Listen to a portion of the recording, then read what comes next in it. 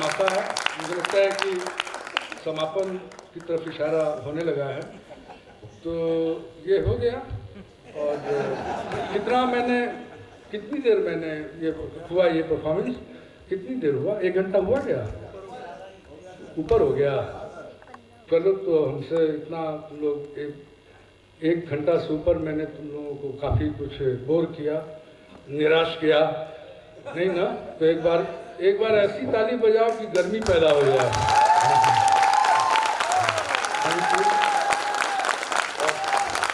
Thank you. और ये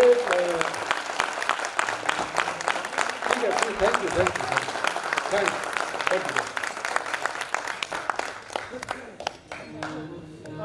मैंने सोचा था कि अंत करूंगा एक गाने से। एक गाना जो महेंद्र मिश्र जी का लिखा हुआ है, इसी परंपरा से, बहुत ही पारंपरिक चीज़ है, तो मुश्किल से 2-3 मिनट लगेगा, ज़्यादा लंबा नहीं।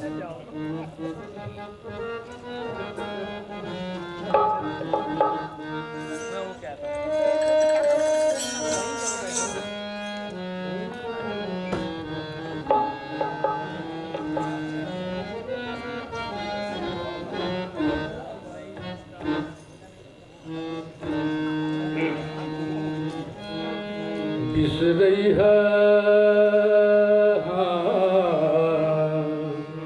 ये महेंद्र मिश्र बेसिकली वो जाते थे गाना सिखाने के लिए कोठे पर। वाइफें जो थी, गायिकाएं जो थी, बाई जो थी, वो ठुमरी के रूप में या चैता में या जो भी पूर्वी जो शैली है, स्टाइल है गायकी का, तो वो सिखाने जाते थे। और बहुत सारी उनके ठुमरी को, पूर्वी को बहुत ही प्रसिद्ध किया उन गायिकाओं ने। तो वो बहुत ही लोकप्रिय थे उनके बीच में भी। बहुत विद्वान आदमी थे, गुणी आदमी थे। रामायण लिखा भोजपुरी में पूरा का पूरा। जेल में 7 साल बंद रहे, स्वतंत्रता सेनानी भी थे। वो जाली नोट छापने के जुर्म में उनको 7 साल की सज़ा हो गई थी, अंग्रेज़ों ने दे दिया था।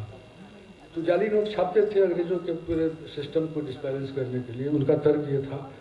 तो बहरहाल बहुत ही, अगर भी महेंद्र मिश्र जी नहीं होते तो भिखारी ठाकुर जी भी नहीं होते, और उन्हीं की परंपरा में भिखारी ठाकुर भी आते हैं। और पहले महेंद्र मिश्र जी थोड़ा सा, लेकिन दोनों कॉन्टेम्प्रेरी हैं, लेकिन महेंद्र मिश्र ने ज़्यादा एक तरह से कह सकते हैं कि कवि थे, श्रृंगार के कवि कह सकते हैं उनको, और आध्यात्म से भी जुड़े हुए थे। ये देखिए जो मैं गाने जा रहा हूँ, बिसरई है जनी बालम हमार सुधिया, बिसरई है जनी बालम हमार सुधिया। उसके बाद एक नदी दुई घटवा हो बालम, एक नदी दुई घटवा हो बालम, कौन घटवा कह जइहा हो बालम, कौन घटवा, किस घाट पे जाओगे। एक गली दुई रहिया हो बालम, एक गली दुई रहिया हो बालम, कौन रहिया, कह जइहा हो बालम, कौन रहिया। बिसरई है जनी बालम हमार सुधिया, बिसरई है जनी बालम। तो ये एक